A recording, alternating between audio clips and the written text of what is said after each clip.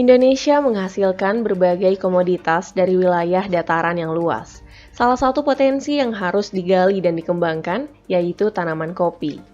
Berbagai daerah di Indonesia memiliki potensi untuk membudidayakan kopi dan bahkan telah melakukan ekspor sampai ke luar negeri. Beberapa di antaranya yaitu Aceh, Lampung, Sumatera Selatan, Bengkulu, dan juga Toraja. Berdasarkan data International Coffee Organization, pada tahun 2020, Indonesia menempati peringkat keempat sebagai negara penghasil kopi terbesar di dunia. Badan Pusat Statistik atau BPS mencatat, pada tahun 2021, produksi kopi mencapai 774,60 ribu ton. Tanaman kopi pertama kali ditemukan oleh Holdi, seorang penggembala kambing pada abad ke-9 di Ethiopia, Afrika Timur. Kopi sebagai minuman pertama kali dipopulerkan oleh orang Arab.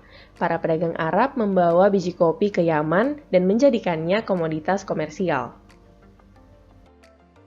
Istilah kopi di Indonesia diserap dari Belanda yang pertama kali membawa kopi pada tahun 1696 dengan sebutan kopi. Jenis kopi yang umum di Indonesia adalah Arabica dan Robusta. Biji kopi Arabica berukuran lebih besar dan memiliki cita rasa manis dan asam. Sedangkan kopi Robusta berukuran lebih bulat dan kecil serta memiliki rasa yang lebih pahit. Jenis kopi Arabica dari Malabar, India adalah yang pertama kali masuk ke Indonesia. Pada tahun 1699, tanaman ini berhasil dibudidayakan di daerah Priangan, Jawa Barat. Kopi yang dikenal dengan nama Java Preanger ini menjadi kopi nomor 1 di daratan Eropa pada abad 17 sampai 19 pertengahan. Orang Eropa menyebut minuman ini a cup of Java. Kopi ini kemudian diperluas budidayanya sampai ke Sumatera, Sulawesi, Bali, dan beberapa pulau lainnya.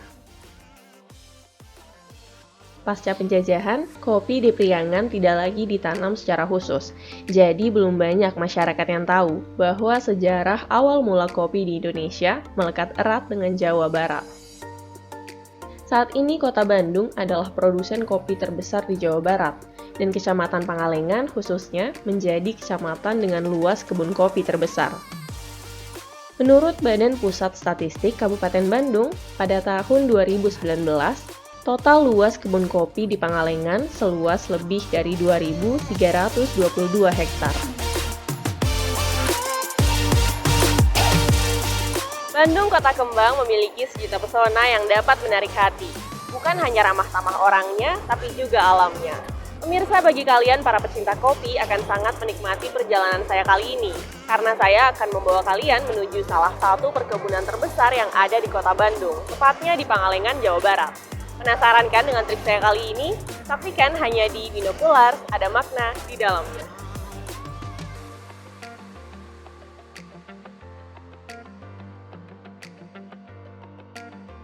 Pangalengan menjadi tempat yang sempurna untuk membudidayakan kopi jenis Arabica.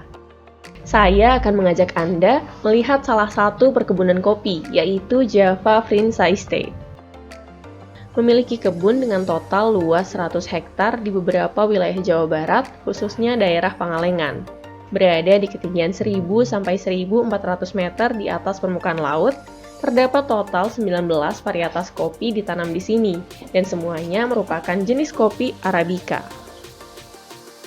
Saya bertemu langsung dengan pemilik Java Vrindsa Estate, yaitu Wildan Mustafa, sosok ramah dan pekerja keras yang sukses mengantarkan biji kopinya sampai ke luar negeri ini, mengizinkan saya berkeliling perkebunan kopi miliknya. Kebun kopi yang berada di riung gunung Pangalengan ini memiliki ketinggian 1445 meter di atas permukaan laut.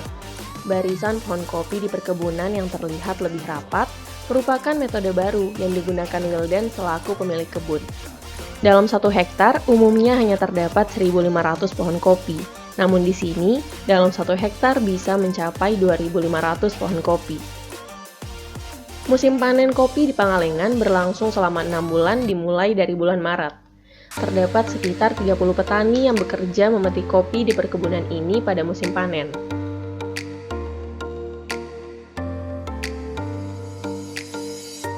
Nah pemirsa, setelah berkeliling perkebunan Java Prince Estate tadi, saatnya kita melihat langsung bagaimana proses produksi dan pengolahan biji kopi sampai menjadi kopi yang bisa kita minum.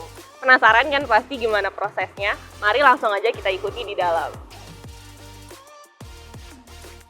Berlokasi di Desa Margamulya, Kecamatan Pangalengan, Kabupaten Bandung, Jawa Barat, tempat ini menjadi lokasi penjemuran dan pengolahan biji kopi yang siap dipasarkan.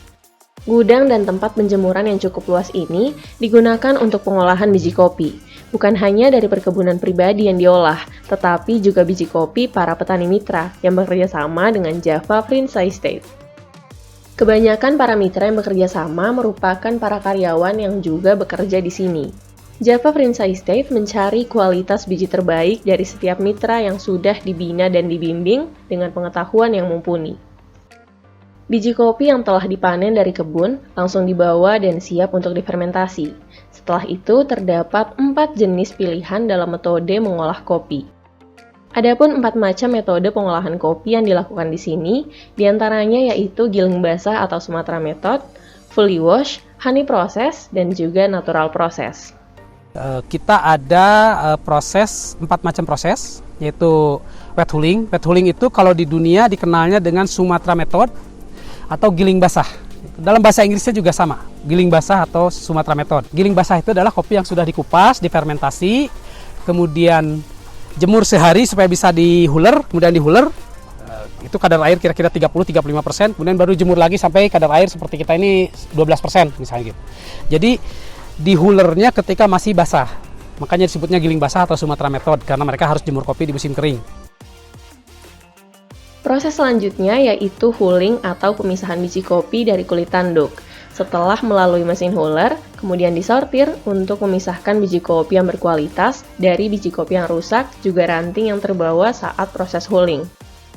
Para pekerja yang menyortir biji kopi di sini didominasi oleh para perempuan yang sudah handal, dan tentunya teliti dalam menyortir setiap biji kopi yang dengan cepat melewati mesin. Java Prince Estate mulai melakukan ekspor pada tahun 2016 ke berbagai negara seperti Skandinavia, Australia, Amerika, Jepang, dan beberapa negara di Timur Tengah. Berbagai macam varietas tanaman kopi tentu menghasilkan rasa yang berbeda, dan setiap rasa pasti memiliki kenikmatan yang berbeda juga bagi setiap penikmatnya. Terdapat beberapa jenis minuman kopi di Indonesia. Salah satu yang paling umum dan banyak digemari pecinta kopi adalah espresso. Minuman satu ini bisa langsung dinikmati dan juga menjadi bahan dasar banyak minuman kopi lain, seperti cafe latte ataupun americano. Espresso dibuat dari biji kopi yang digrinding atau digiling sampai sehalus mungkin di mesin grinder. Selanjutnya, bubuk kopi akan dimasukkan ke dalam temper untuk ditampung atau dipadatkan pada portafilter yang akan mengalirkan air melalui bubuk kopi dan menghasilkan espresso yang kental dan siap disajikan. Selain karena rasanya yang khas, kopi juga disukai banyak orang karena ketenangan alami yang datang dari setiap proses pengolahan dengan ketulusan hati, sehingga menghasilkan minuman kopi yang tentunya dapat dinikmati semua orang. Pemirsa, kopi kini telah menjadi gaya hidup dan memiliki peran penting dalam kehidupan sosial bermasyarakat. Warung kopi kini menjadi tempat untuk mengeluarkan keluh kesah dan mencari solusi dalam setiap permasalahan yang ada. Kira-kira bagaimana arti warung kopi menurut mereka para penikmat kopi? Jangan kemana-mana, tetap saksikan Binoculars, ada makna di dalamnya.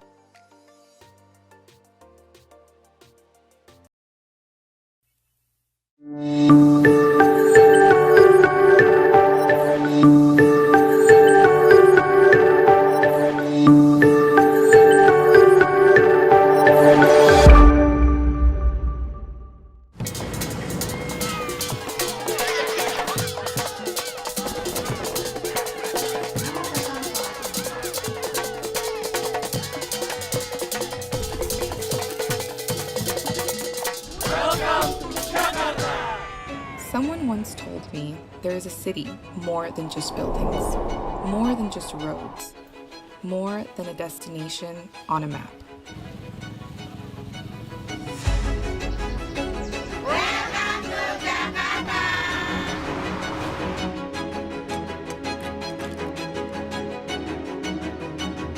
We look up at the stars dreaming.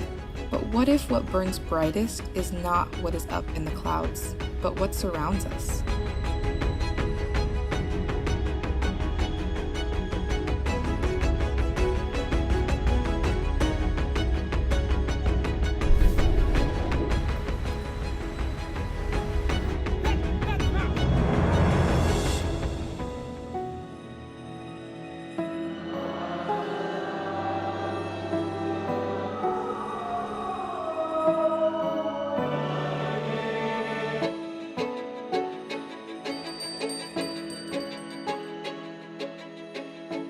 It is not easy to explain.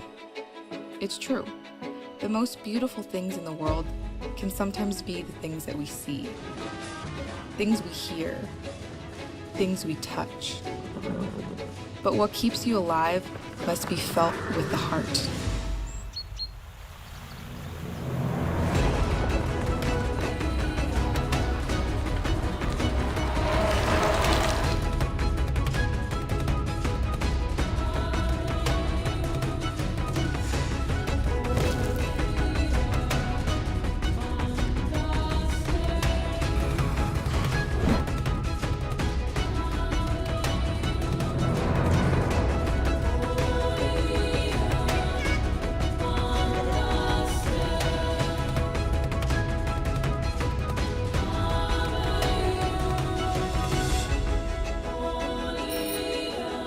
This is where I began my journey. Jakarta. My Jakarta. Vibrant Jakarta.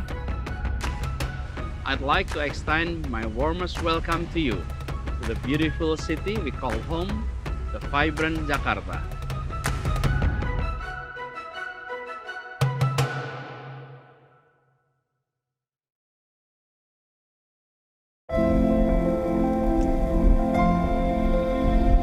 Dulu, aku penyanyi jalanan.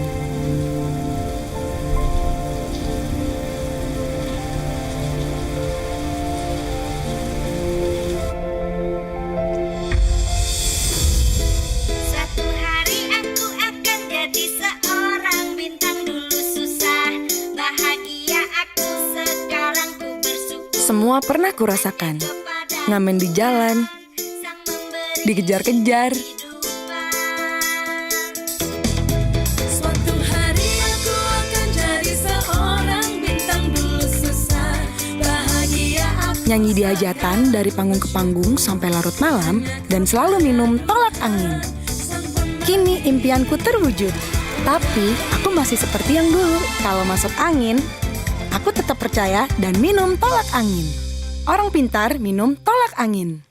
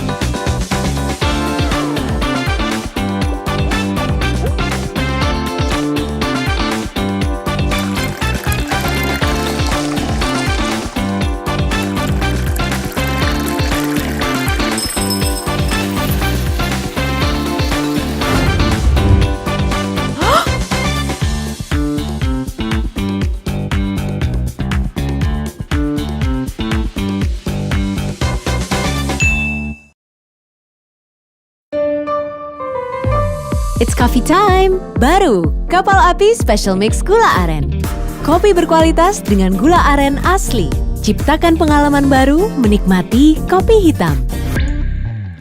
Harumnya aroma dan rasa kopi Kapal Api dengan gula aren asli. Temani harimu bersama Kapal Api Special Mix Gula Aren untuk semangat setiap saat. Kopi Kapal Api Special Mix Gula Aren.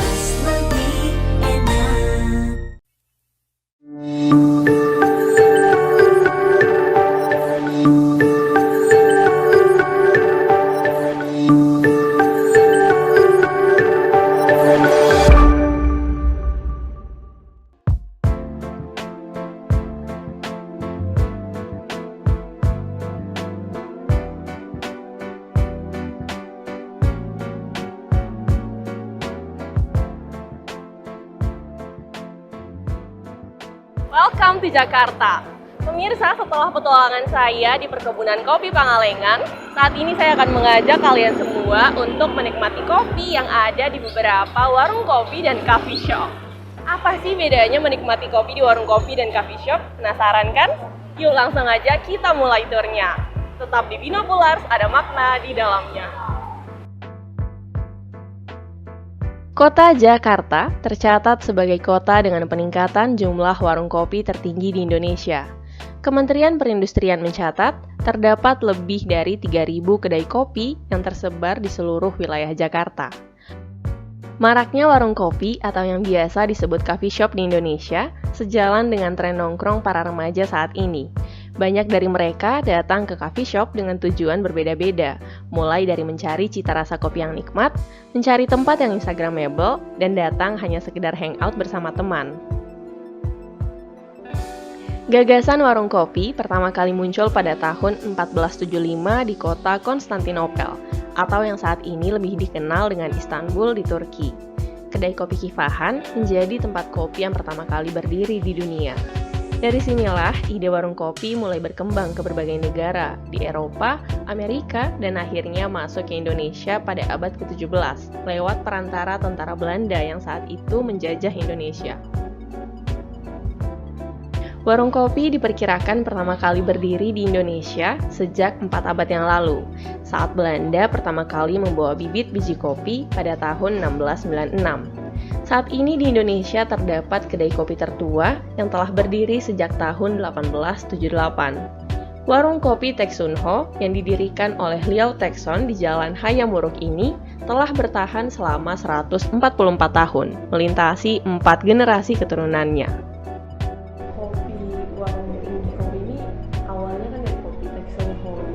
Ya, Pertama kali awal berdiri gimana sih? jadi begini, pada waktu zaman Belanda ya, itu emang warung itu. Kita di warung ini, belakangnya itu sawah semua. Ya, jadi kalau dibandingkan dengan rumah-rumah yang ada di belakang itu, kita paling tinggi nih. Jadi dinamain warung, kan itu warung yang tinggi gitu maksudnya. Kedai kopi yang lebih dikenal dengan nama warung tinggi ini tidak lagi menyediakan minuman kopi, melainkan biji kopi yang siap untuk dihaluskan dan diseduh. Terdapat 2 menu khas yang dapat ditemukan di sini, yaitu kopi jantan dan kopi betina. Kopi jantan berkhasiat meningkatkan vitalitas dan baik dikonsumsi oleh para pria, sedangkan kopi betina lebih lembut dan disukai para anak muda. Munculnya variasi menu kopi saat ini tidak lepas dari sejarah berdirinya warung kopi. Salah satu yang bisa kita temukan di Jakarta yaitu kopi khas Turki. Penyeduhan kopi dengan air panas di dalam ibrik atau wadah khas Turki dilakukan di atas pasir silika yang dipanaskan menjadi ciri khas kopi satu ini. Selain itu, salah satu kopi tradisional khas Indonesia yang tidak kalah unik adalah kopi jos. Kopi khas Jogja yang diminum bersama arang yang dibakar. Dinamakan kopi jos karena kopi hitam yang baru dibuat ini langsung dicampurkan dengan potongan arang yang masih membara, sehingga mengeluarkan suara jos. Suara inilah yang kemudian menjadi asal-usul nama kopi jos. Beberapa di antara penikmat kopi, mulai dari kalangan remaja sampai orang tua, menghabiskan waktu dan hangout bersama teman dengan mengunjungi coffee shop hampir setiap minggunya. Biasanya sih kayak seminggu sekali lah, paling sering 2 kali. Oh, kita setiap hari. Jadi setiap hari kita biasanya cari referensi kopi di Instagram, terus kita datangin. Seminggu bisa hampir tiap hari ya, minimal 5 lah. Minimal 5 hari. Penikmat kopi saat ini yang hampir didominasi oleh para remaja, ada di antaranya justru terjun ke dalam bisnis coffee shop. Salah satunya yaitu Fanny Debbie, pecinta kopi sekaligus owner Mitologi Cafe. Berawal dari kecintaannya pada kopi dan seringnya mendatangi coffee shop, Fanny mulai penasaran dan belajar lebih dalam mengenai kopi, hingga akhirnya ia memberanikan diri untuk membuka usaha coffee shop. Awalnya karena suka kopi gitu, suka nongkrong di coffee shop, di kedai kopi gitu. Terus lama-lama kayak belajar juga, kepo kan, gimana sih cara bikin V60 itu, gimana sih cara bikin cappuccino itu. Ya udah akhirnya iseng lah waktu itu ada orang yang buka magang jadi barista. Jadi ya udah iseng aja, akhirnya keterima. Ya udah dari situ belajar, akhirnya kayak ngerasa aduh ilmu gue kayaknya sayang nih kalau nggak dipakai buat kerja yang benar gitu kan. Ya udah akhirnya ngelamar jadi barista kurang lebih selama 1 tahun gitu. Baru memutuskan untuk buka. Berbagai diskusi mengenai banyak hal dapat menjadi bahasan serius ketika nongkrong di warkop. Mulai dari guyonan, curhat rumah tangga, persoalan publik, kebijakan pemerintah, sampai bertukar nasib bisa terjadi di warkop. Selain itu, dengan menyesap kopi, kita bisa melepaskan penat dan stres akibat pekerjaan ataupun permasalahan dalam hidup. Saat membutuhkan tenaga dan semangat pun, minuman ini bisa Anda jadikan pilihan yang tepat. Ajakan minum kopi melambangkan kegiatan untuk berkumpul, bukan hanya sekedar minum kopi, namun banyak cerita di setiap momennya. Biasanya ditemani rokok dan cemilan, ngopi terasa lebih sempurna. Apa fungsi warung kopi buat saya? Bahwa buat saya nih warung kopi ya, memang itu kita tuh kadang butuh yang namanya bahasa kalian mungkin hangout ya. Kalau bahasa saya itu kangen ngobrol, ya kangen ngobrol. Jadi kalau di sini di ruangan ini di ruang fakultas mungkin ada yang namanya sekat-sekat ya untuk kita mengungkap sesuatu ya. Kita tidak jujur lah dengan apa yang kita mau ungkap. Kita nggak tahu gitu ya, karena saya pimpinan di sini kita nggak tahu, saya belagak sok tahu gitu ya. Padahal saya nggak tahu gitu. Di warung kopi saya bisa mengatakan saya nggak tahu apa yang Anda omongkan, jelasin dong. Walaupun kamu itu lebih muda dari saya, walaupun kamu adalah mahasiswa saya. Jadi di warung kopi itu menurut saya ya, sekat itu hilang. Jadi sekat itu hilang di warung kopi. Saya punya kebiasaan dengan beberapa mahasiswa saya, karena kalau umur saya ini ya Anda tebak-tebak buah manggis, nggak mungkin lagi 17 tahun ya. Banyak seangkatan saya kalau tidak sudah dipanggil gitu ya, sudah pensiun dan sebagainya. Cara saya untuk menghidupkan giroh saya itu adalah tetap berkawan dengan mahasiswa saya. Itu saya ajak ke warung kopi ngobrol-ngobrolannya, apakah dia udah lulus apa belum. Dan di situ tuh saya bisa mengatakan bahwa apa yang Anda tanyakan saya nggak tahu. Tapi kalau di ruang kelas, beda loh. Saya akan menjawab apa yang saya coba untuk bertanya. Kalau di warung kopi enggak, saya mengatakan, kayaknya saya perlu belajar lagi deh dari apa yang Anda jelaskan.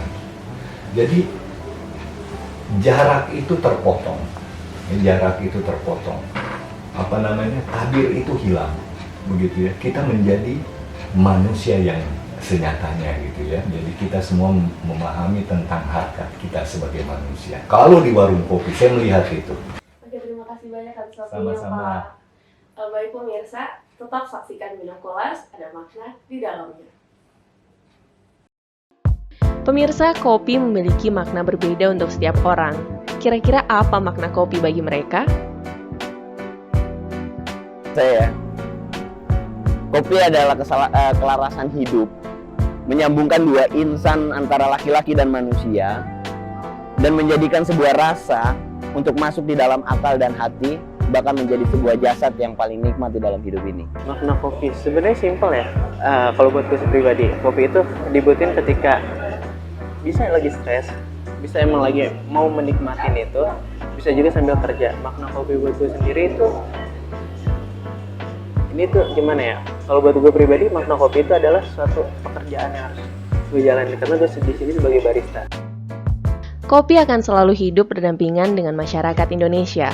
Panjangnya sejarah kopi di Indonesia menjadi penanda takkan sirnanya budaya minum kopi. Rasakan sendiri kenikmatan kopi dan definisikan makna kopi bagi kalian. Meningkatnya minat masyarakat Indonesia terhadap kopi menjadi satu tanda positif untuk pemerintah Indonesia dalam mengembangkan perkebunan kopi yang ada di Indonesia, dengan harapan bisa menjadi negara dengan produksi kopi terbesar di dunia.